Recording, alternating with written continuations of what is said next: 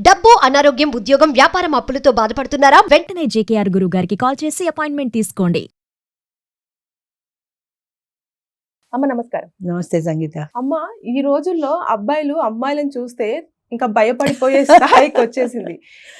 మనం చూసుకుంటే రీసెంట్ గా ఒక అమ్మాయి వాళ్ళ సీనియర్ తన లవ్ ని యాక్సెప్ట్ చేయలేదు అన్న ఒక ఉద్దేశంతో టెర్రరిస్ట్ అనే ముద్ర వేయాలనే ప్రయత్నము చాలా అసలు తెలివిగా బిహేవ్ చేసింది, కానీ దొరికిపోయింది పోలీసులకి.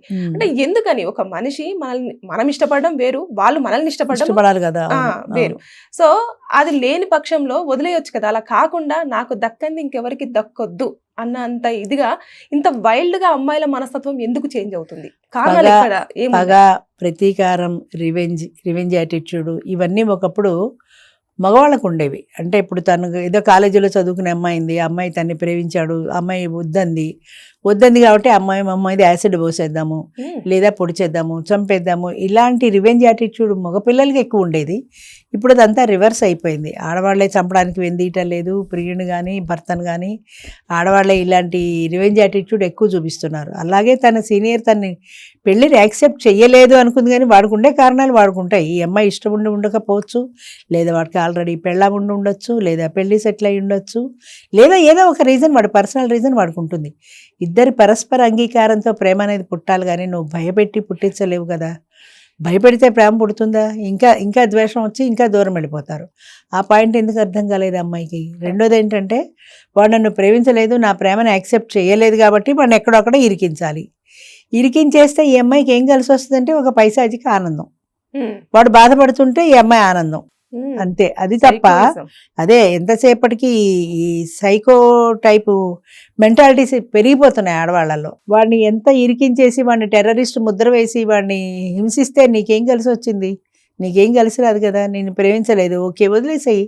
నువ్వు ప్రేమించగలిగితే మన లైఫ్ లాంగ్ ప్రేమిస్తూ అలాగే ఉండిపో, లేదంటావా ఆ ప్రేమను మర్చిపోవాలి. అంతేగాని వాడు నన్ను ప్రేమించాలి అని బలవంతం చేసి తీసుకునేది కాదు. ఒక పువ్వు ఉంది, మనం ఇష్టపడ్డాం, అది మొగ్గగానే ఉంది, దానికి వికసించే టైం ఇవ్వాలి. అలా కాకుండా మొగ్గను తీసుకొని చిదిమేస్తే పువ్వు అవ్వదు కదా. అలాగనే మనుషుల్లో కూడా ప్రేమ అనేది వాడు సహజంగా పుట్టాలి. అది పుట్టేందుకు నువ్వు మంచిగా వాడితో స్నేహం చేసి మంచిగా ఉండే ప్రయత్నం చేసుకో, వీలైతే. అవలేదా వదిలేసాయి, అది నాకు సాధ్యం కాదు అని. అంతేగాని రివెంజ్ యాటిట్యూడ్ అనేది చాలా ఎక్కువ అవుతుంది, ముఖ్యంగా ఆడపిల్లల్లో మరీ ఎక్కువ అవుతుంది. ఒకప్పుడు మగపిల్లలకు ఉండేది యాసిడ్ పోయటము అవి అలాంటివన్నీ, ఇప్పుడు ఆడవాళ్ళకి ఎక్కువైపోయింది. అంటే నాకు దక్కనవాడు ఇంకెవరికి దక్కకూడదు అనే ఒక ఆలోచన. ఈ టైప్ యాటిట్యూడ్ వల్ల ఏం సాధిస్తున్నారంటే, దొరికితే తీసుకెళ్ళి కట్టడాలు లెక్క పెట్టుకుంటున్నారు. ఆఫ్టర్ ఆల్ 20-25 ఏళ్ల వయసులో హాయిగా ఉద్యోగం చేసుకుంటూ బతకాల్సిందని పోయి చెప్పకూడదు తినడం ఏం సుఖం? అంటే దొరుకుతాను అనుకోరు ఎవరు కూడా, నేను దొరుకుతాను అనుకోరు. ఇప్పుడు ఈఎంఐ కూడా అలాగే ఫేక్ ఐడి పెట్టింది, ఫేక్ ఈమెయిల్ ఐడీలు పెట్టింది, అందరికీ పంపించేసింది. వాడిని ఏమో బుక్ చేయాలనుకుంది, పొరపాటున ఆ అమ్మాయి ఐడిలోంచి వాడికి పెట్టేటప్పటికి దొరికిపోయింది. నువ్వు చేసిన పొరపాటు వల్లే దొరికిపోయావు, కానీ నీ స్వయంకృత అపరాధమే కదా. ఇప్పుడు పోయి జైల్లో కూర్చుంటే ఏం సాధించినట్టు? వాడిని సాధించబోయి చివరికి తనే శిక్షించుకుంది కదా. అంచేత ఎప్పుడు కూడా అవతల వ్యక్తుల పట్ల మనకి సానుకూల దృక్పథం ఉండాలి, కానీ రివెంజ్ యాటిట్యూడ్ ఇప్పుడు కాదు, ఎప్పుడు ఏ విషయంలోనూ ఎవరికీ మంచిది కాదు. దానివల్ల నిద్రాహారాలు ఉండవు, మన ఆరోగ్యం కూడా పాడవుతుంది. ఆ పగ, ప్రతీకార వాంఛ మనసులో అస్తమానం పదే అదే తిరుగుతున్నప్పుడు మన ఆరోగ్యం కూడా పాడవుతుంది.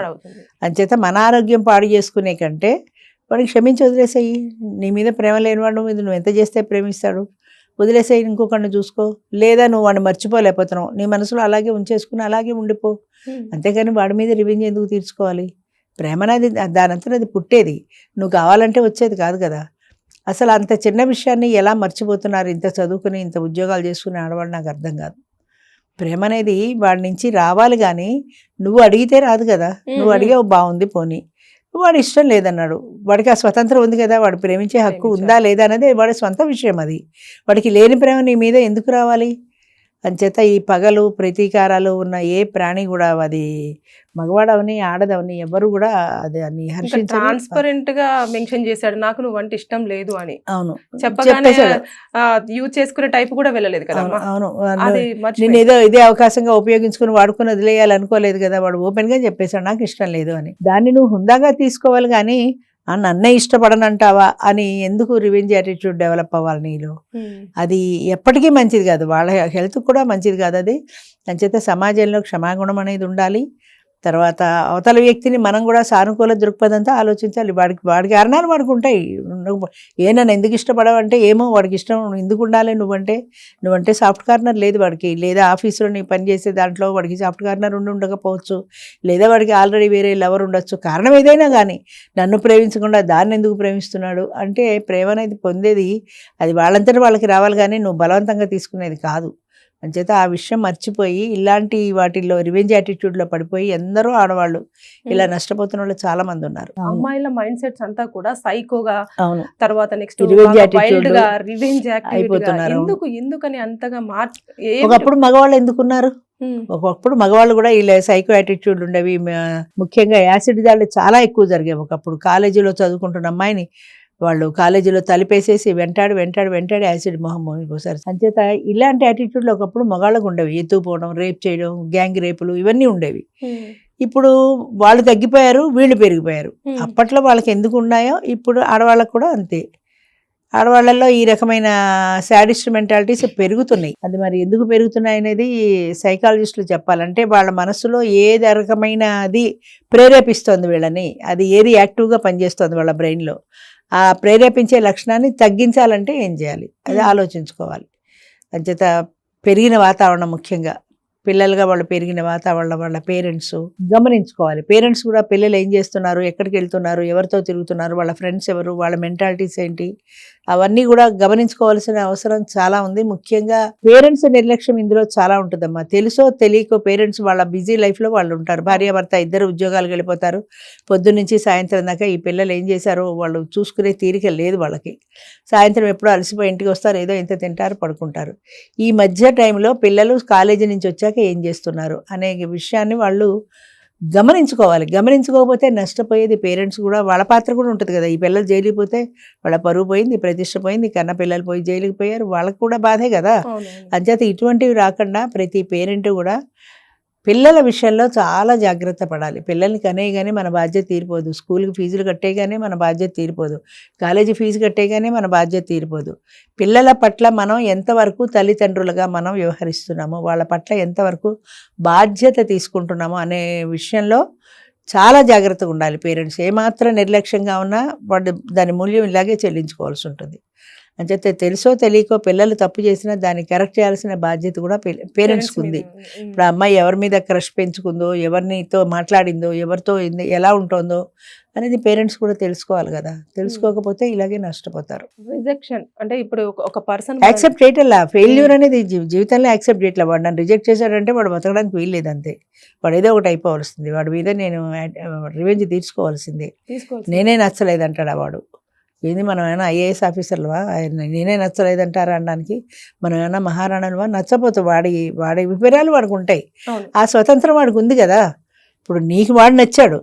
ఇప్పుడు చాలామంది మాకు తోడునడలా కూడా పెద్ద సమస్య ఏంటంటే, వస్తారు, పరిచయం చేసుకుంటారు, పరిచయం అయిన తర్వాత ఎవరైనా ఎవరితోనైనా మాట్లాడాలంటే మీ టోకెన్ నెంబర్ రాసిస్తే మేము పిలుస్తాము అంటాం.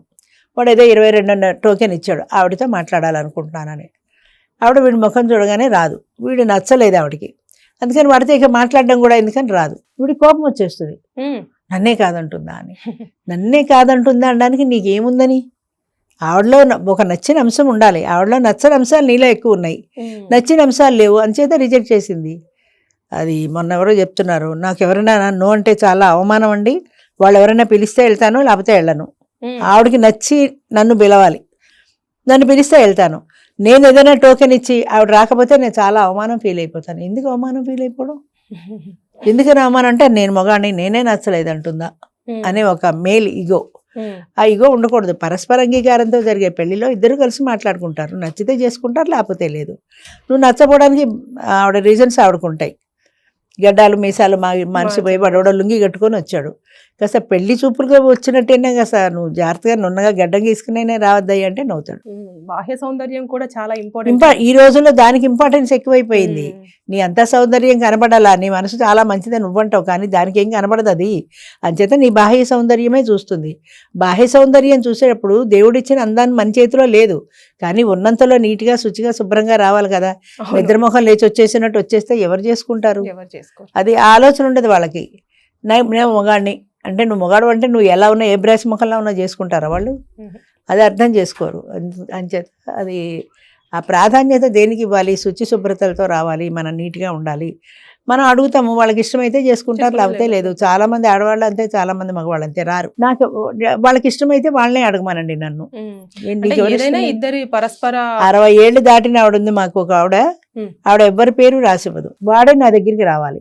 నువ్వేమన్నా రంభవా ఊర్వశవా 60 ఏళ్ళు దాటిపోయి వృద్ధాప్య ఛాయలు నీ ముఖంలో కనబడుతుంటే వాడే నా దగ్గరికి రావాలని ఎలా అనుకుంటావు? నీకు కూడా ఎవడైనా నచ్చితే ప్రపోజ్ చేయొచ్చు కదా అంటే నేను చెప్పను. వాడికి నేను నచ్చితే అప్పుడు ఆలోచిస్తా. అప్పుడు కూడా ఆలోచిస్తా, వాడు నచ్చేసిందని చేసుకోవు కదా. అప్పుడు కూడా వాడు మంచి చెడ్డలు అన్నీ ఆలోచించి నచ్చితే చేసుకుంటావు. అలాగే నీ మంచి చెడ్డలు వాడికి కూడా నచ్చాలి కదా. నువ్వు అంత గుడ్ లుకింగ్ కాదు, ఏజ్డ్ పర్సన్, వాడికి నచ్చలేదు అంతే. అలాగే దాదాపు 10 సంవత్సరాల నుంచి అలాగే ఉండిపోయింది. కానీ ఏ మీటింగ్కి రాని ఎప్పుడు ఎవరిది ఇవ్వదు. నేను ఈ వ్యక్తితో మాట్లాడతాను, ఎవరిది ఇవ్వదు ఆవిడ. జస్ట్ వస్తుంది, అంతే వస్తుంది. వాడు ఎవడైనా అడుగుతాడేమో చూస్తుంది, వాడు ఎవడో అడగడం మానేస్తుంది అంతే. అదే చెప్తాను, మన మనసు కూడా కొంచెం మార్చుకోవాలి. ఆ మేల్ ఇగో, ఆ ఫీమేల్ ఇగో, ఈగోలు పనికిరావు ఇక్కడ. నీకు నచ్చిన వ్యక్తితో మాట్లాడు, వాడికి నచ్చితే మాట్లాడతాడు, లేదంటే లేదు, నష్టం లేదు కదా అనుకో. ఇప్పుడు 25 వయసులో కూడా 10 సంబంధాలు చూస్తారు, 9 మంది రిజెక్ట్ చేస్తారు. రిజెక్ట్ చేసేసారు నన్నని మనం బాధపడితే ఎలాగా? వాళ్ళకి నచ్చని అంశం ఏదో ఉంది. మనం కూడా అలా చాలా సంబంధాలు రిజెక్ట్ చేసి ఉంటాం.